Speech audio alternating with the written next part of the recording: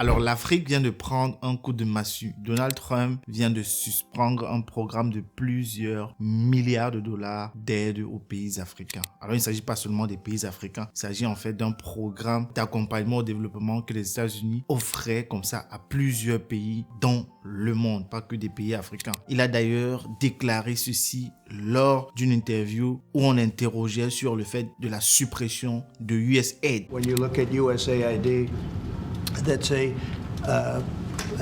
fraud. The whole thing is a fraud. Very little being put to good use.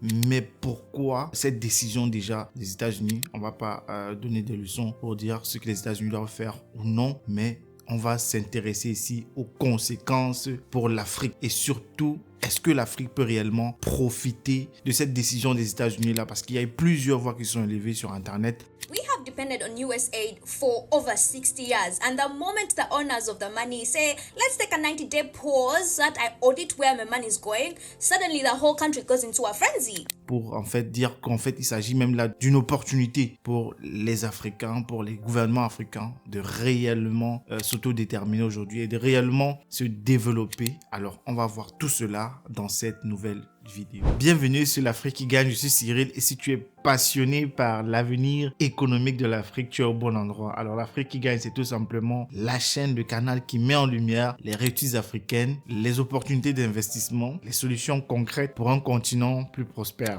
Alors ici, je vais te parler d'économie, d'entrepreneuriat, de finances et de stratégies qui permettent à l'Afrique de se lever et de briller. Ensemble, nous allons comme ça explorer les histoires inspirantes, apprendre des erreurs économiques à éviter et découvrir comment chacun de nous peut contribuer à la réussite de notre continent. Alors mon ambition est simple, c'est de te donner des outils et des idées pour réellement passer à l'action parce que je suis convaincu que l'Afrique de demain se construit dès aujourd'hui. Donc si tu veux voir l'Afrique sous un autre angle, si tu crois au potentiel de nos terres et surtout de nos talents, abonne-toi à cette chaîne, active la notification, partage cette vidéo et rejoins le mouvement célébrant l'Afrique qui gagne. Alors mais pourquoi cette décision alors qu'il y a les conséquences pour l'Afrique? Parce qu'on sait, il y a plusieurs voix qui sont élevées sur Internet pour dire qu'en fait il s'agit d'une opportunité pour les Africains de réellement sauter déterminé. Alors, est-ce que les Africains vont réellement profiter de cela? Accroche-toi bien, c'est ce qu'on va apprendre dans cette nouvelle vidéo. Alors, ce qu'il faut déjà savoir, c'est que pendant des décennies, les États-Unis ont injecté des milliards de dollars en Afrique et dans le monde à travers des programmes d'aide, USAID. On parle également des programmes de santé, d'éducation et de développement économique. Plusieurs, comme ça, milliards de dollars avaient été injectés jusqu'en 2024. Alors, ce qui se passe maintenant, c'est que Donald Trump, pendant donc sa campagne électorale pour les élections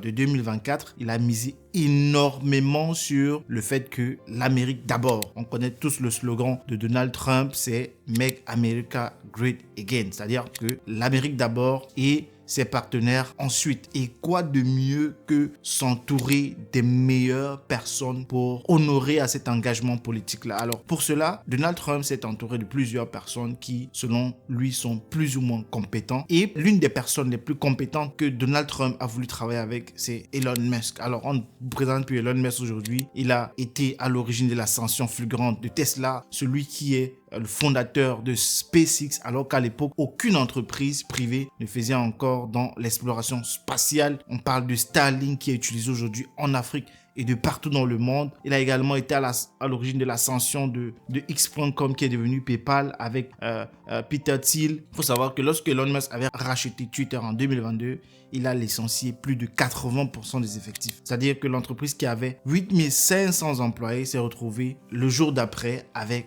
1500 employés. Et quand vous vous intéressez un peu à cela, c'était assez brutal. C'est-à-dire que la personne qui faisait une chose s'est retrouvée en train d'en faire 10, bien entendu, parce qu'il y a un licenciement massif de personnel. Alors, les gens ont misé sur le fait que Twitter allait chuter, mais jusqu'à aujourd'hui, Twitter, du moins, se porte plus ou moins bien, sauf que les pistons ont énormément diminué sur la plateforme. Alors, je ne suis pas ici un avocat d'Elon Musk. Il y a plusieurs des choses qu'il fait que je critique, mais c'est juste pour mettre un peu la lumière sur le personnage, pour qu'on voit un peu de qui il s'agit. C'est quelqu'un que, en 2009, lorsque personne ne croyait à l'exploration spatiale par une entreprise privée, il a réussi à faire avec 500 ingénieurs ce que la NASA, la plus grande entreprise aéronautique dans le monde, n'est pas parvenue à faire en plus de 40 ans avec plus de 5000 employés. Vous imaginez à quel point le gars, c'est un bosseur de malade. Donc il a décidé comme ça de faire tout simplement le ménage dans le gouvernement américain. Et pour moi, les Africains devaient très clairement s'inspirer de ce modèle-là. C'est-à-dire, aujourd'hui, au Sénégal, on a par exemple plus de 30 ministres. En Côte d'Ivoire, on parle de 40 ministres. Au Cameroun, alors, c'est grave. 60 ministres d'État. C'est-à-dire que ce soit des secrétaires et par-ci, par-là. C'est abusé. Alors que même la France qui nous a colonisés, la France, le dernier gouvernement, avec 15 ministres, 16 ministres, autant pour moi. En Allemagne, c'est 15, le dernier gouvernement. Alors ça, c'était juste la parenthèse pour vous montrer qu'aujourd'hui, par exemple, en Afrique, on a énormément de ministres d'État alors qu'ils ne servent pour moi à rien. C'est des choses dont on pourrait tout simplement se passer si on veut travailler efficacement pour le développement dans un pays. Donc Elon Musk, c'est l'une des personnes que aux États-Unis, Donald Trump a jugé compétente pour ce travail. Et il prévoit d'épargner comme ça aux États-Unis plus de 1000 milliards de dollars. Alors aujourd'hui, il estime faire gagner aux États-Unis chaque jour 1 milliard de dollars. Déjà, il a exigé que les employés devaient arrêter le télétravail pour se rendre désormais au travail. Sinon, ils seront licenciés tout simplement. Donc, pour moi, c'est un modèle de travail dont on pourrait s'inspirer par ailleurs. Pour revenir sur notre sujet, cette suppression d'aide aux Africains a mené à ce que plusieurs ministères en Afrique aujourd'hui ont dû fermer des départements. Et certains ont dû même quasiment fermer. C'est-à-dire, c'est comme si en fait, sans les États-Unis, plusieurs ministères au Cameroun, au Sénégal, en Côte d'Ivoire, en Ouganda ne pourraient pas fonctionner. C'est quelque chose d'extrêmement grave aujourd'hui. Et il était important que je fasse cette vidéo parce que on va voir ensemble, est-ce que c'est une réelle opportunité pour l'Afrique aujourd'hui qui est en train de s'ouvrir? Est-ce que ce qui vient de se passer vient de mettre à nu le fait que les Africains aujourd'hui sont encore immatures, incompétents et tout simplement pas assez autonomes pour se prendre en charge eux-mêmes. Donc, Elon Musk a estimé que pendant plusieurs décennies, les États-Unis ont injecté des milliards de dollars en Afrique à travers des programmes de santé, d'éducation, de développement économique. On parle ici notamment de vaccins contre le paludisme, des aides militaires, des soutiens aux jeunes entrepreneurs africains, etc.